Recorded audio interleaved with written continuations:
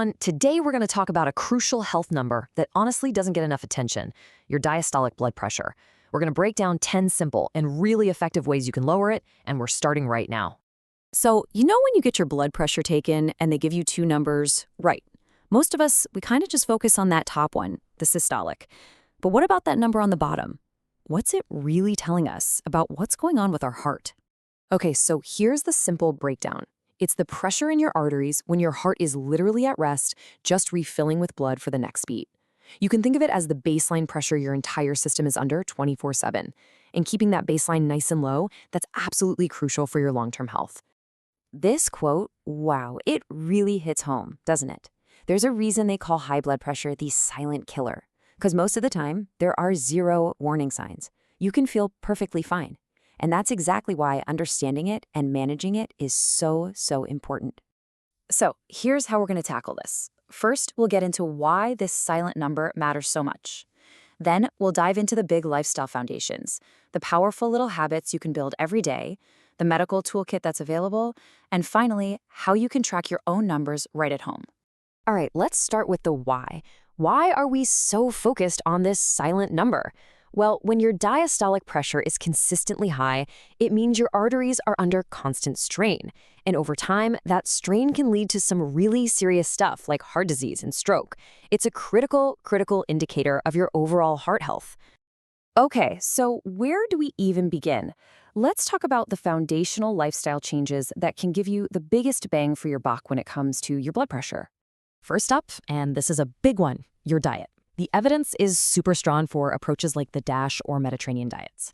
You're focusing on whole foods, things packed with nutrients like potassium, which actually helps your body get rid of extra sodium. The big idea here is just to cut way back on processed foods, which are usually loaded with salt, sugar, and unhealthy fats. Next, you got to get moving. And the goal here is just consistency, about 30 minutes most days of the week. The great part is it doesn't have to be some punishing workout at the gym. A brisk walk, a bike ride, even just dancing around your living room, it all counts. The key is making it a regular habit. And the payoff? It's huge. Regular exercise can lower your diastolic blood pressure by an average of 5 to 6 points. I mean, think about that. That is a massive return on your investment of just a little time and energy. Okay, to round out these big lifestyle cornerstones, we've got two more heavy hitters. Managing your weight is a huge factor in reducing your risk. And when it comes to alcohol, moderation is everything. Too much can actually cause your blood vessels to tighten up, which forces your heart to work way harder than it should. All right, we've covered the big lifestyle shifts. Now let's move on to some smaller, really powerful habits that you can weave into your daily routine. These can have a surprisingly significant impact. Now, this one might actually surprise you, but it is so important. See, your blood pressure is supposed to naturally drop while you're sleeping. So if you're not getting enough good quality rest, we're talking around 7 hours a night, your body just misses out on that crucial period of rest and recovery. We all know chronic stress is bad for us, and yeah, it can definitely keep your blood pressure high over time. But the good news is, simple relaxation techniques can make a real difference. Stuff like deep breathing exercises, meditation, and yoga has shown some absolutely fantastic results. And hey, the data totally backs this up. A big review in 2019 found that practicing yoga just 3 times a week lowered diastolic blood pressure by an average of 6 mmHg. And mmHg just stands for millimeters of mercury. It's the standard way we measure pressure. That's a powerful result from a pretty simple practice. Okay, this one is a total non-negotiable. Nicotine, and it doesn't matter if it's from smoking or vaping, it causes an immediate sharp spike in your blood pressure. And over time, it just wrecks your cardiovascular system. Quitting is one of the absolute best things you can do for your heart. Period. Now, all these lifestyle changes are fundamental, but sometimes they just need to be paired with some medical support. And this is where you and your doctor really team up. So if those lifestyle changes aren't quite enough to get your numbers where they need to be, your doctor might prescribe medication.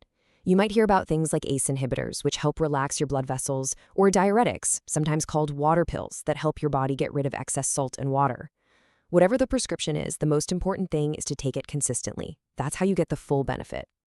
So, we've talked about medications, which naturally leads to the next question. What about supplements? Can they help? Well, some research suggests that things like garlic, green tea extract, and omega-3 fatty acids might have a positive effect. But, and this is a really big but, supplements are not regulated by the FDA, so you absolutely must talk to your doctor before starting anything new just to make sure it's safe and right for you. All right, let's bring it all home with our final section. And this one is all about empowerment. Because knowing your numbers is the key to understanding what's working and, honestly, to staying motivated on your journey. Monitoring at home is actually pretty easy if you just follow the right steps. First, just rest quietly for about 5 minutes beforehand. Sit with your feet flat on the floor, your back supported, and your arm at about heart level. Make sure you use a cuff that fits right on your bare arm. And then just follow your device's instructions and keep a little log of your results. It gives you and your doctors so much valuable data. So, what do your numbers actually mean? Let's look at this chart. As you can see, for your diastolic, that's the bottom number, the goal is to be below 80. If your reading is somewhere between 80 and 89, that's considered stage 1 hypertension. And anything 90 or higher, that falls into stage 2. This is a great little guide to use when you're tracking your numbers at home. Of course, it's always important to check in with your doctor if you're concerned about your readings. But listen, and this is really important, if you get a very high blood pressure reading and you have symptoms like chest pain, shortness of breath, or any numbness, you need to treat that as a medical emergency. Don't wait. Get help right away. So after all of this, the final question really is for you. Maybe it's deciding to go for a walk after dinner tonight. Maybe it's choosing to drink water instead of a soda. Or hey, maybe it's just finally making that appointment to see your doctor. What's the one small thing you can start today?